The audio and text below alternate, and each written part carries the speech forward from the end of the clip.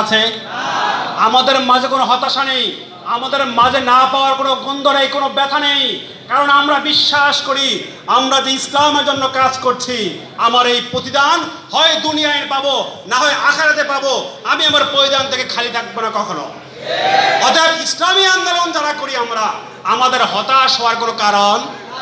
অতএব ইসলামী আন্দোলন বাংলাদেশকে যদি আমরা রাষ্ট্রীয় ক্ষমতা নিতে হয়, এখন থেকে ঢাকা মহানগর দক্ষিণের এই ৭৬টি ওয়ার্ডের মাঝে আমাদের কার্যক্রমকে আরো গতিশীল করতে হবে, আমাদের কার্যক্রমকে আরো শক্তিশালী করতে হবে।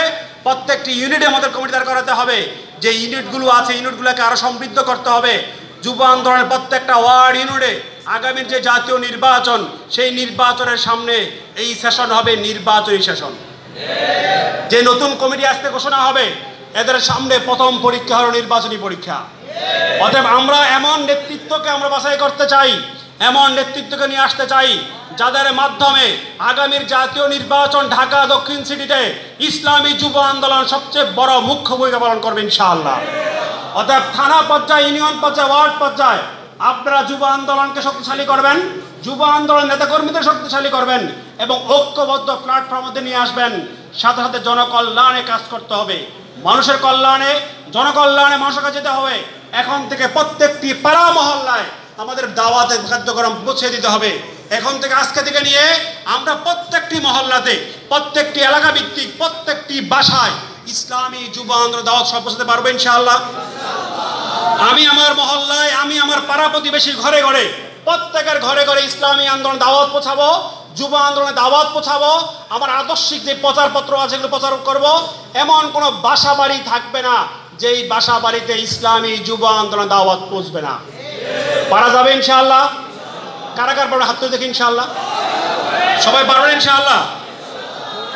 আমাদেরকে এটা পারতেই হবে। মানুষের কাছে ইসলামের পক্ষে অবস্থান তৈরি করতে হবে এবং ইসলামী আন্দোলন বাংলাদেশকে আগামীর রাষ্ট্রীয় ক্ষমতা নেওয়ার জন্য যুব আন্দোলনকে সবচেয়ে গুরুত্বপূর্ণ ভূমিকা পালন করতে হবে। অতএব আপনারা ঢাকা মহানগর দক্ষিণ হলেন আমাদের প্রাণ কেন্দ্র, আমাদের জন্য সবচেয়ে গুরুত্বপূর্ণ একটি স্পট। অতএব ঢাকা মহানগর দক্ষিণ যদি শক্তিশালী হয়, আমরা বিশ্বাস করি এর মেসেজ সারা বাংলাদেশের মধ্যে পড়বে। কারণ সারা বাংলাদেশ ঢাকা মহানগর দিকে তাকিয়ে থাকে যে ঢাকা মহানগরে কি কার্যক্রম হয়। ঢাকা মহানগর যখন একটি গতিশীল কার্যক্রম তৈরি হয়, ঢাকা মহানগর যখন পট পরিবর্তনের ভূমিকা পালন করে, তখন সারা বাংলাদেশও আন্দোলন স্ফুলিঙ্গ শুরু হয়ে যায়। অতএব আমরা বিশ্বাস করি আগামীর পট পরিবর্তন আন্দোলনে ইসলামী আন্দোলন হাতকে শক্তিশালী করবে ইসলামী যুব আন্দোলন। ঠিক হয় আমার নারে তাকবীর,